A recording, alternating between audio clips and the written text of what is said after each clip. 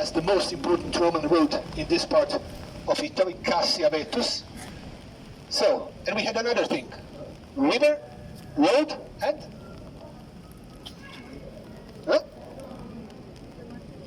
bridge. River, road. We had the only actually bridge in this part of Tuscany. And it was on the very place where we have the oldest Florentine bridge, one of the symbols of the city of Florence, Ponte Vecchio. So, this Roman city was, the name was, I told you, Florentia. So we have few actually different hypotheses of the origin of the name.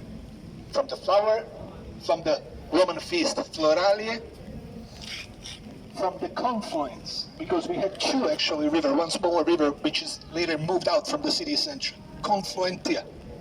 In the Middle Ages they claimed that there was a Roman general called Fiorenzo which gave name to the city.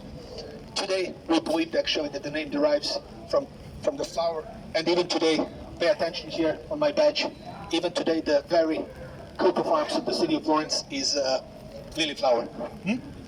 Okay, what happened with this Roman city? It was destroyed by barbarians. You know that we had this problems which actually, after all, destroyed the empire, barbarians. Florence was destroyed in the 5th century. The population decreased from 10,000 people to just 1,000 people. In a few centuries, we had a small, insignificant town here, with the domination of Byzantine Empire, 6th century, Lombard 7, Calmine 8. But 9th, 10th century, the cities in the central and the northern Italy started to live very important growth. Economic, but also demographic. Already in 11th, 12th century, political situation also changed.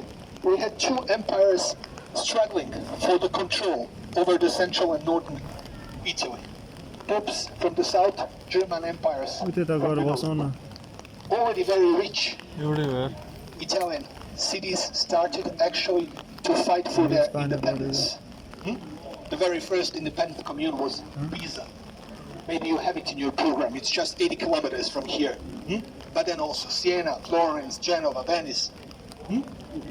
Many of these cities were actually founded as a republics. Why? Because we had a very strong memory of the Roman Republic. Florence, in its golden age, was a republic, governed by the unions. That's very interesting. Guilds. Do we know what are guilds? So the people who would work in the same field, they would create a guild, arte corporazione. 7 big, 14 small, and they would choose 7 plus 1 people to govern the republic. And they would actually live for 2 months. I will show you where in the city hall. Okay, before that, I just want to indicate you another important building. This structure with a square tower, that's Bargello.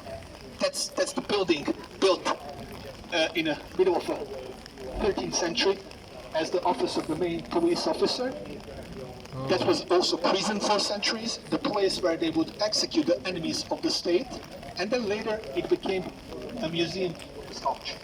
Today, inside, we have one of the most important collections of sculptures in the world. I'm not so sure if you have time tomorrow or next days. I'm not so sure now if they're open with all these things, but that's one of the museums where we can go with no reservation. Strange because it's beautiful. You have incredible collection of Renaissance sculpture and applied arts inside. Bargello. Okay.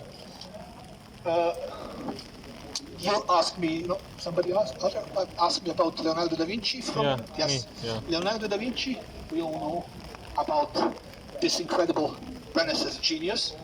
He was born in the town called Vinci, outside of Florence, small town, but he lived also here.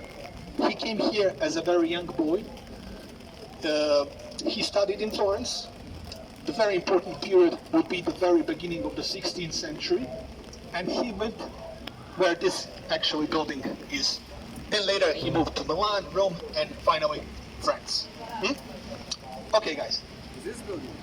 Yes, but this structure is built later. But this is the very place where was the building where Leonardo. Okay, guys, let's go now to Piazza della Signoria, which is the political center, and it was for centuries political center of the city of Florence. Okay.